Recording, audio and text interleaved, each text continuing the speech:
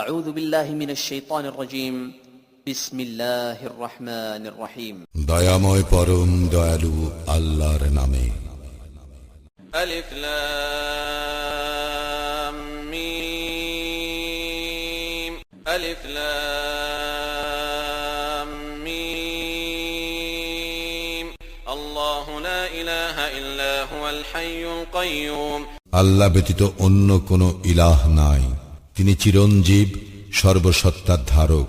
نزل عليك الكتاب بالحق مصدقا لما بين يديه وأنزل التوراة والإنجيل তিনি সত্য সহ তোমার প্রতি কিতাব অবতীর্ণ করিয়াছেন, যাহা উহার পূর্বের কিতাবের সমর্থক, আর তিনি অবতীর্ণ করিয়াছিলেন তাওরাত ও ইনজিল।